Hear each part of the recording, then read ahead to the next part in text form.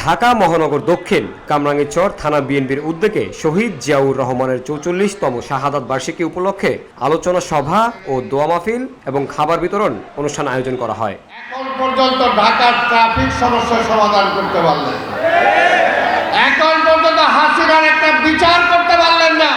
প্রধান অতিথির বক্তব্যে বীর মুক্তিযোদ্ধা আব্দুল সালাম বলেন, বিএনপি ক্ষমতা চায় না, বিএনপি নির্বাচন চায়। ৭ই নভেম্বরের আগে খালেদ মোশাররফ যখন ক্ষমতায় নেয় তখন কিন্তু এই দেশের মানুষ ভয় পেয়েছিল আবার ভারত আমাদের দেশে এসে খবরদারি করে কিনা, এখনো আমরা ভয় পাই।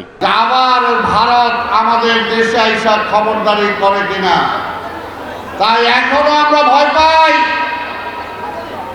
পরাজিত ফ্যাসিবাদ শেখ হাসিনা ওই ভারতে বৈশা যখন বলে আমি সীমান্তের কাছাকাছি আছি, যে কোনো সময় আইসা করবে, কি বলে কিনা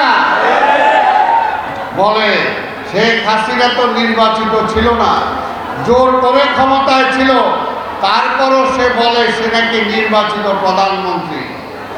এই কারণে আমরা নির্বাচন চাই, যাতে সে নির্বাচিত প্রধানমন্ত্রী না বলতে পারে, যাতে বিশ্বের কাছে প্রমাণিত হয় যে বাংলাদেশে একটা নির্বাচিত সরকার আছে।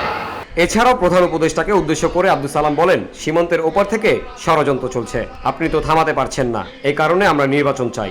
10 মাসে বাংলাদেশে নতুন কোনো বিনিয়োগ আসে নাই, নতুন কোনো ইন্ডাস্ট্রি হয় নাই, অর্থনৈতিক অবস্থা যাই করুন না কেন ভালোর দিকে নেই। 10 মাসে আপনার সরকার থেকে প্রকাশিত হয়েছে এখানে গত 10 মাসে বেকার সংখ্যা অনেক বেড়েছে।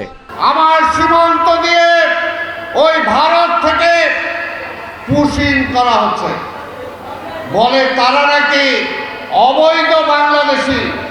যদি অবৈধ বাংলাদেশি হয় তাহলে সরকারের মাধ্যমে আলোচনা করে সরকারের কাছে, আমার সেনাবাহিনীর কাছে, বিজিবি বর্ডার গার্ড যারা আছে তাদের কাছে আপনি বুঝাই দেবেন।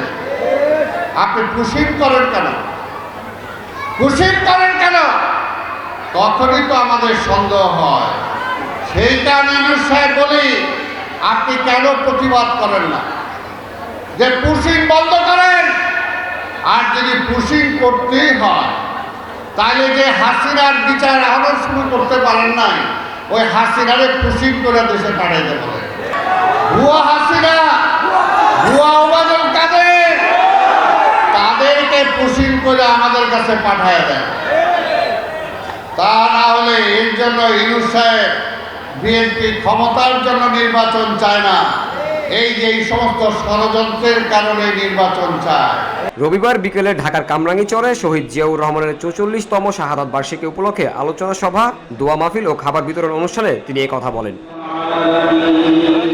সে সময় আয়োজিত অনুষ্ঠানে হাজী মোহাম্মদ মনির হোসেন চেয়ারম্যানের সভাপতিত্বে অংশ নেয় তানভীর রহমান রবিন ও কামরাঙ্গীরচর থানা বিএনপির নেতাকর্মীরা সহ কামরাঙ্গীরচর এলাকাবাসী। জামিল হোসেন, ভিওডি বাংলা, ঢাকা।